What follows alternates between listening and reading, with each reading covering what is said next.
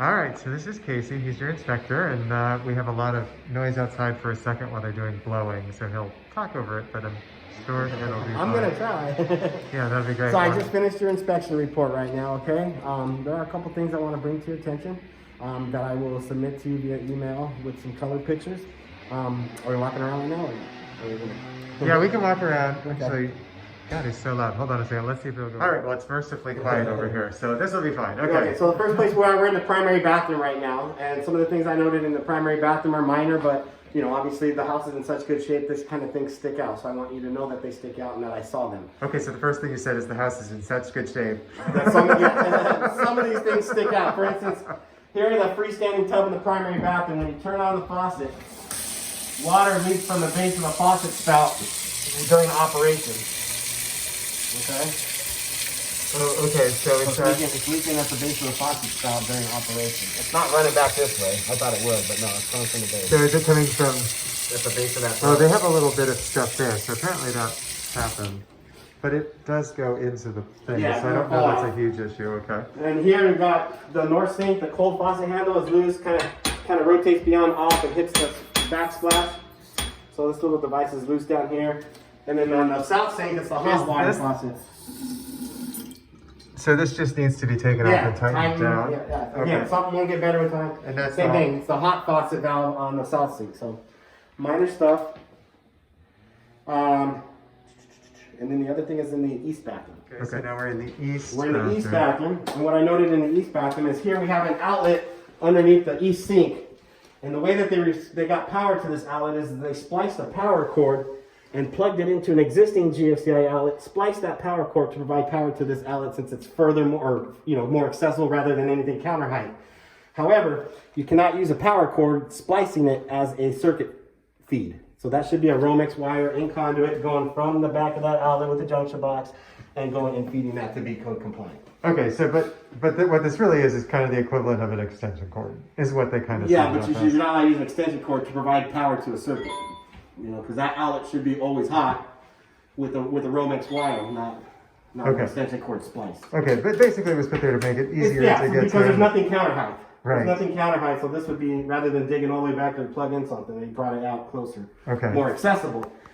But And to be technically compliant, it wasn't done the proper way. Okay, but it works, right? Yeah, it's fine. So it works with GFCI. Like I said, stuff's minor. I put this in my report, so if you guys called to get an electrician and they had an electrician come over here to do some work, I don't want that to be the first time you hear about it. I want you to know that I saw it today. That's all. So that was good. Okay, so what's up there? Everything else is outside or in the garage. Okay, we're gonna go. All right, so we come into the garage. The lawn people are gone, so it's not nearly as loud as it was, which is good. So we're going into the water heater closet or the utility closet.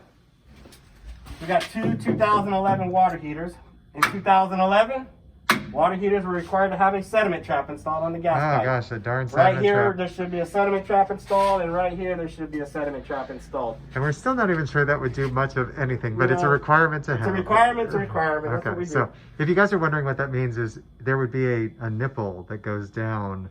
So if there was any gas or any sediment in this gas pipe, prior to that sediment entering into the appliance, it would drop into this nipple and not make it into the appliance. And so really the big thing is whenever the time comes for these to be replaced, which will happen someday, that's when you probably would want that taken care of. Yeah, you can address it then. I mean, even then, it's not an invasive procedure to put it on anyway. But and I'm imagining that's the same problem on the two units behind you. well, these are 1999 units, so it became code in 2011. So right when these guys were manufactured is when it became code. Your furnaces are 1999. They were not required in 99, so I don't note it as such. Okay. Also, it's on a wood platform with the wall adjacent to the house here. So if these did leak, water would get into the house, so they should have a drain catch pan underneath these guys. Okay, so the next time when they're replaced, also... Yeah, that they won't do. No plumber's really going to mess with these at that point. It's more how it should be. And they're working fine for they 2011. Everything's good. That's 11 years. And that what about our AC systems? Furnaces are working good. We got two 1999 units. The air conditioner for the common areas, so it's a lot basically the living room, family room, kitchen. Those areas have a 2016 air conditioner. Okay. And when they did that, they replaced the evaporative coil on top of the furnace. So we have a 2016 evaporative coil, which good. That's good. When somebody puts an AC unit on, it's good for them to replace this as well, rather than just drop a unit outside, because this is the thing that really makes it cold. Okay. Okay. So that's good news. And then moving forward to your right over here, Okay. The garage fire door, which is the door that separates the garage from the house, has a glass panel or fiberglass panel. It's not rated for fire.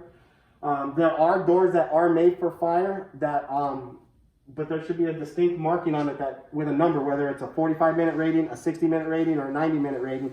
I didn't see any of that here. So if the seller produces something, then obviously, so be it. I just right now we have a glass panel door. To be code compliant, it should have been, but it should be pretty. It's what it is. It's pretty, yeah. But it's, if there's a fire in your garage, that door might not stop that fire from entering the house. Okay, so just a FYI. Okay. Exactly.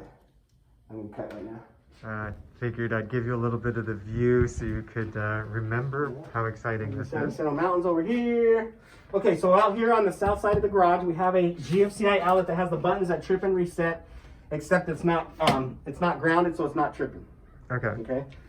Here we have a storage closet on the south side of the garage. So actually, just because not everybody knows what that means, it means that a GFCI outlet is the outlet that has the buttons on it that trip and reset. And the fact that it's not grounded either means there's only 2 wires that went to the original one and it was it means replaced. there's probably a dislodged ground wire. Okay, so that's what it probably is one of the wires slipped out. When they push the outlet back in the box, it probably popped off the screen. Probably a pretty very easy fix. Easy fix. Okay. Yes.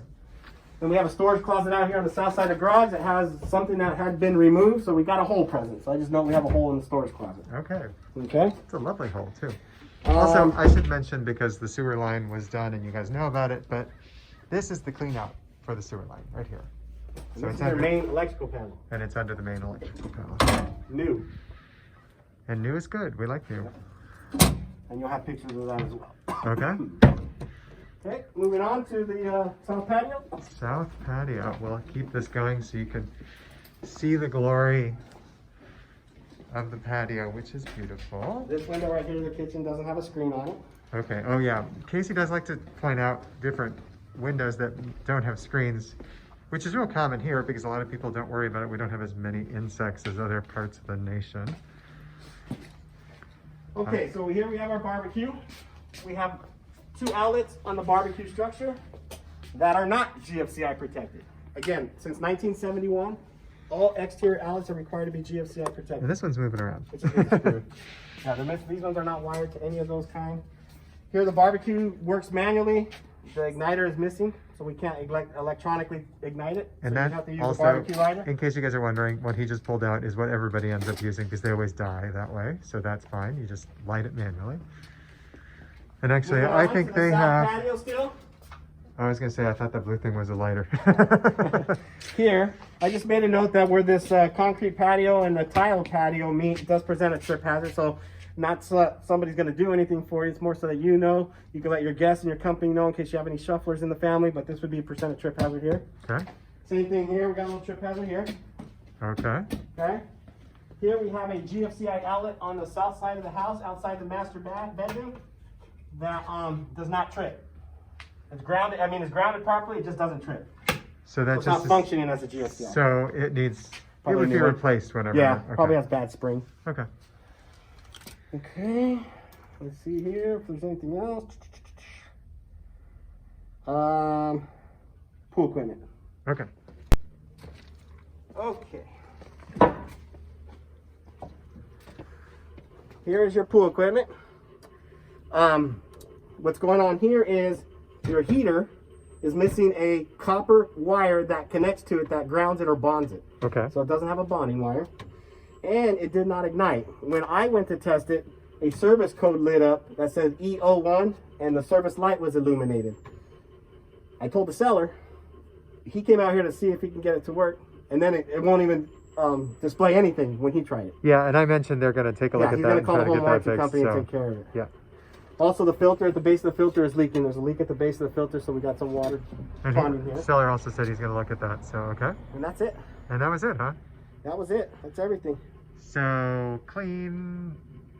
Oh, yeah, very clean, very nice, very upgraded, very nice. Okay, and roof looks good. Roof is good. I always point the obvious on the roof, though. You got wood shake shingles, which, you know, technically are a combustible material on a roof, but it's country club wide, and as they replace them, they put synthetic kind in or composite kind in, and they just haven't gotten to that yet. But, you know, I just state the obvious on the wood. And, all right. But everything's in good shape up there. Okay, well, thanks, Casey. Appreciate it. I'll have everything to you guys over the weekend. Okay, Thank you.